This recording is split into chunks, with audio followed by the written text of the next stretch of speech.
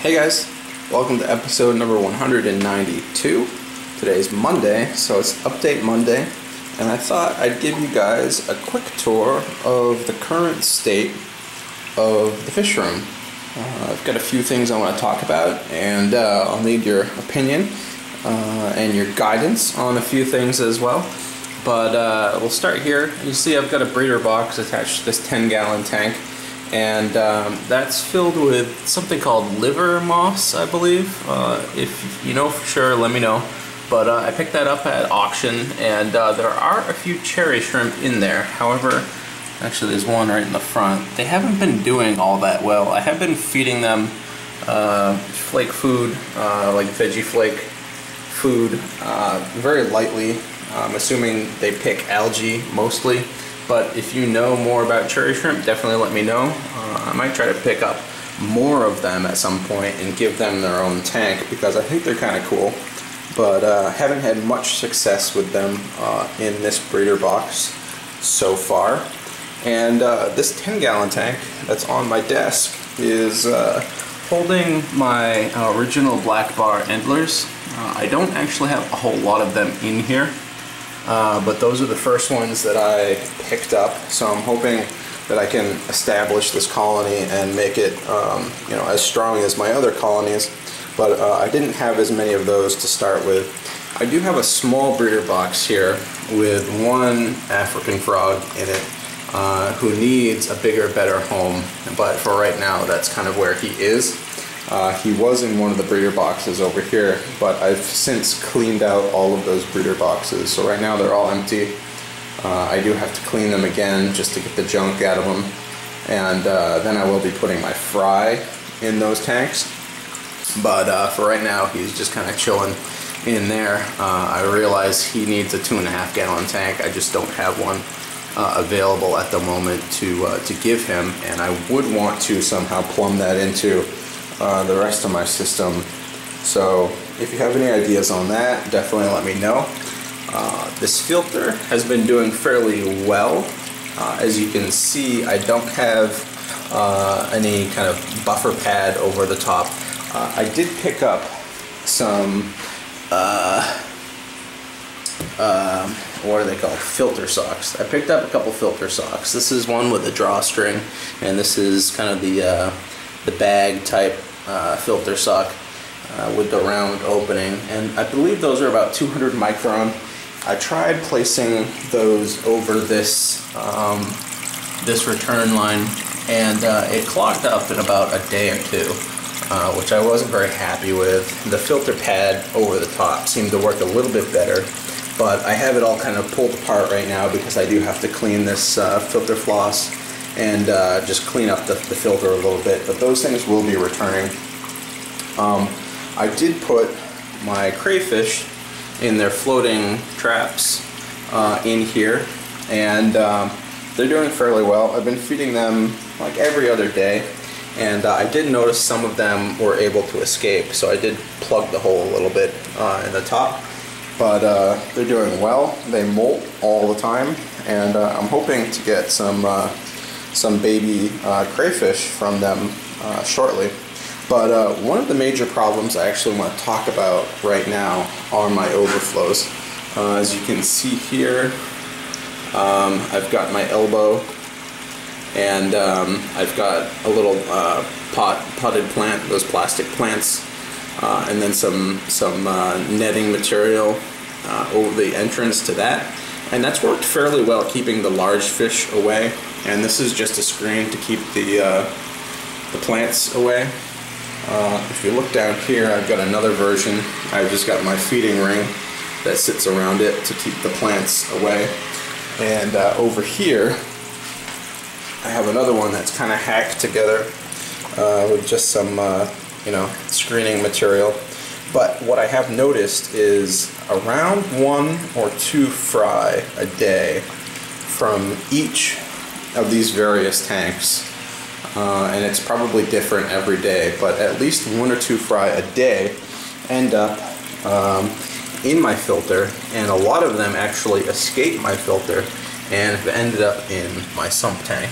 And I don't know if you guys can see, but I do have quite the colony of random assorted endlers living in my sump tank, and I have been feeding them because I noticed that they are in there, but I will not be selling them because I cannot tell what type they are, which is unfortunate. So my first big issue that I want to tackle now that everything is kind of up and running is addressing this problem of the fry getting sucked in and over my overflow. And so what I thought about doing is, and I originally had this idea, but I didn't go through with it, is attaching an overflow box around this elbow, something like a 6x6x6, to allow a little bit of separation between the overflow box and the rest of the tank, to give another barrier for those fry to stay away from the suction power of that elbow. And I thought about using Sinter board and heating that up, bending it, welding it, PVC welding it into a box shape, and actually using the netting material from either like a nylon stocking or from like a 6x8" aquarium net to go around that, so that there's plenty of open area on the sides and on the bottom for water to kind of pass through, but something that the fry definitely can't pass through. It needs to be something that doesn't restrict the water flow, and that keeps the plants away and also keeps the fish away. So that's kind of my current thought. I don't think I want to drain these down and actually silicone something like a glass or acrylic overflow box to the corners at this point, because they are operational.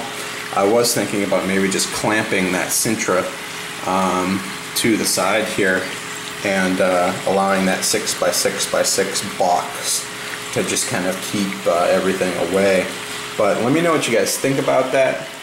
Obviously these plants have just gone absolutely insane, like absolutely crazy, to the point where I'm gonna need to start either selling them online or just throwing them out, because there's literally no water space at all except for this little patch here.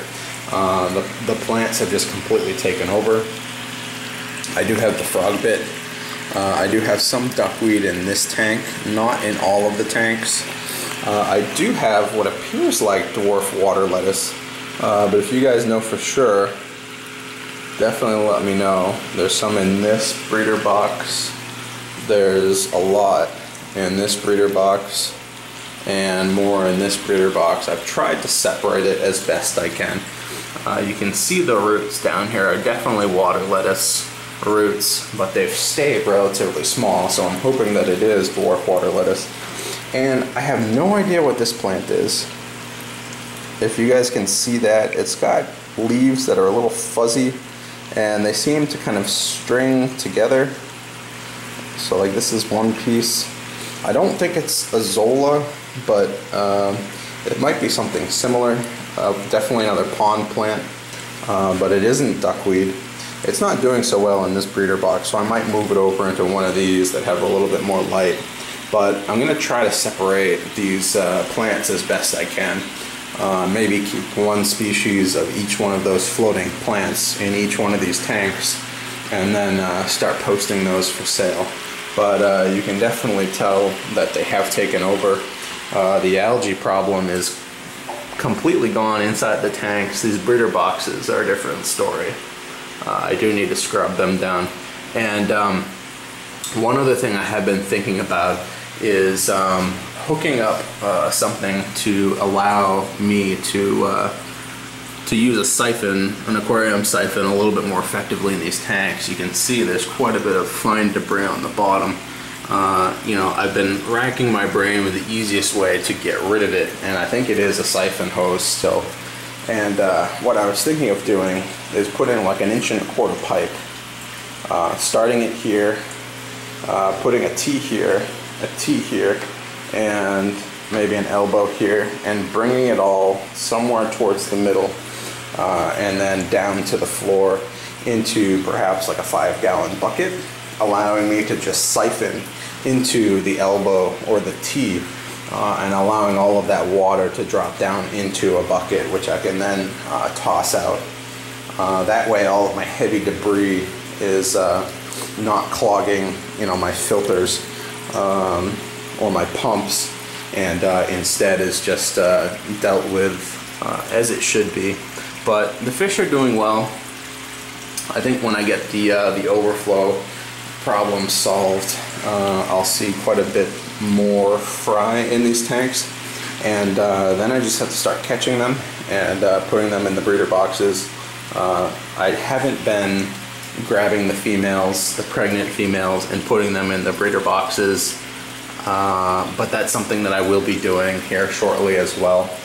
I just need to go ahead and clean up these boxes a little bit before I do that. But anyways, guys, that's what's going on in the fish room. Let me know what you guys think. I know I covered quite a bit, but if you have any recommendations on anything that I covered, definitely let me know. I'm looking to optimize what I've got going, and this is very much a temporary situation. All of this is a very temporary situation, but for right now, this is all the space I have, and I'm already maxed out. So let me know what you guys think. I will be covering this in another episode in case you guys saw it in this episode, but this is a sump tank, and I am using it actively now, so I'll talk about that a little bit later. But definitely let me know what you guys think, and I'll see you guys later.